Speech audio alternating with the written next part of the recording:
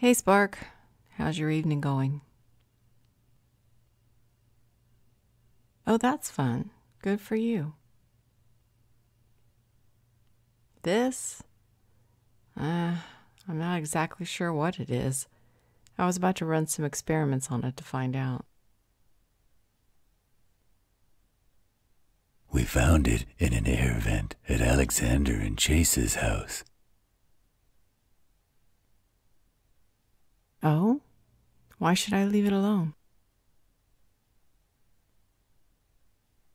A bad man? Where? In there? Well, that's not big enough for a man. Not even a gremlin. It's like the size of a pomegranate. A splinter? I'm lost, Spark. A splinter is a piece of plant matter, not a person. Now, I've often considered Rav to be a sphincter, and even Alexander's acted like that a time or two. Not like that, huh? Do you understand what Spark is talking about? Sometimes I swear I've got mushroom status. I'm right there with you this time. It's good to have company. What do you think is the best way to get this open without coming into contact with the spores? Whoa, Spark, calm down. Your horns are quivering and you're looking pale. I'm getting a bad feeling about this. Yeah, me too. What do you see in there, Spark, that has you so upset? Well, all I see are the spores that exploded all over the inside of the glass when Alex touched it. Oh, you don't see it, you smell it. Well, yeah, I smell something too, but I assumed it was the spores all over the container. Is that what you're afraid of? Chase was talking about a smell, and now Spark notices a smell, and I don't smell anything. Not since the spores have been encased in glass. What's happening to me? First, I can only shift into a wolf, and now I can't smell what others can clearly smell. I don't like this at all.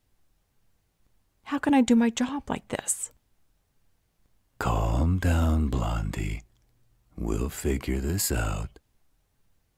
We better. So, Spark, this splinter you say is inside there. What is it a splinter of? You said that, Spark. How can a man be a splinter?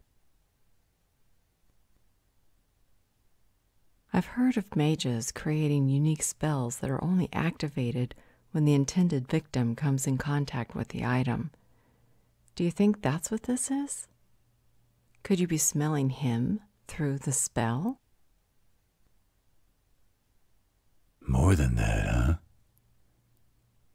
What's worse than that? There's an actual piece of the mage inside there? You're sure? Do you know which mage? I can guess. It's Marius, isn't it? Did you see that? The stuff in the case went nuts. I'm sorry, Spark. You're right. I shouldn't have spoken his name. Come here, baby. Don't be afraid. We'll keep you safe. How do you know him, Spark? He summoned your father. Why did he do that? Right before your parents were killed. I'm sorry, Spark. I'm sure this is bringing back bad memories. How about an ice cream sundae with sprinkles? Would that take your mind off the bad things? Okay, baby. You enjoy that while Blondie and I have a talk about this thing. You're welcome. How do you know him, Blondie? I was introduced through Bleak. I had my concerns, but Bleak rarely listened to me. Anytime I would mention the Mage, Bleak would just get a glazed expression on his face and then rant and rave at me. Eventually, I gave up trying to make Bleak see the dangers of associating with a mage. Do you think he was trying to inject the splinter into Alex? I remember how it exploded when he picked it up. Yes, I'm afraid that might be the case. Can you explain how these splinters work, Spark? I see. So it stands to reason that the splinter would worm its way into the cerebellum, where it could just sit and wait, and then when the situation was right, like, say, a council vote that mattered to the mage, it would be in the perfect spot to take over. Then it could go back into hiding and wait until another situation arose. Yeah. Genius. Screwed up beyond all reason, but genius. Oh no. I wonder if some of the other council members are infected as well. Well, let's assume we find that they are. Could the splinter be removed? I don't know. Spark, do you know what happens if the splinter is discovered? For that matter, once Bleak was destroyed, what happened to the splinter inside of him? Now that's a scary thought. Spark, I know you can smell it through the glass, but can you smell a splinter if it's worked its way into its victim? Maybe. Why maybe? What does that mean? Okay, what does it depend on? If the longer they're embedded, the more and more depraved the victim grows, does that mean that the splinters are growing inside them? I don't think so. If the prince smelled the mage on the council members every time he met with them, he would have suspected something. Unless the mage put a masking spell inside the splinter. You know, I bet he designed it so that it would block his scent from vampires. That would explain why I can barely smell it. I'm vampire.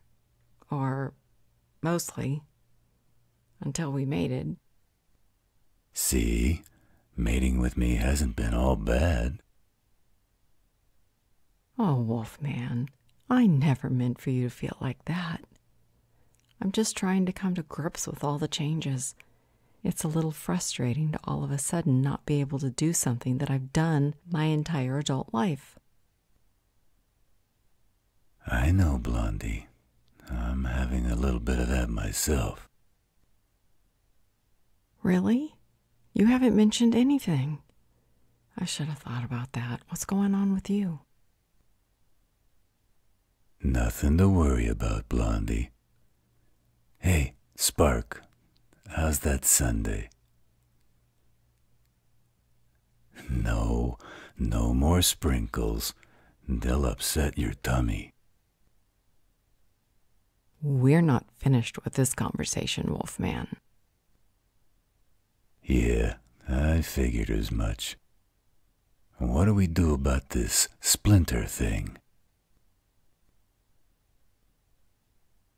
I know, Spark.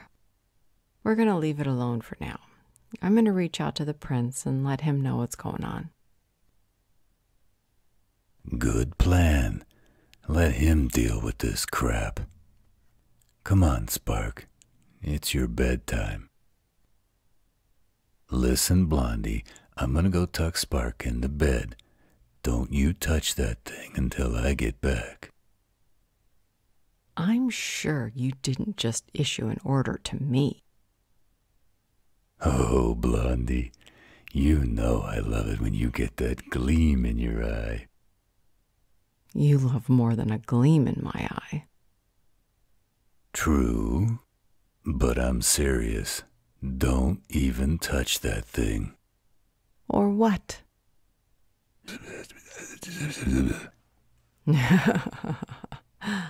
Well, that's the case.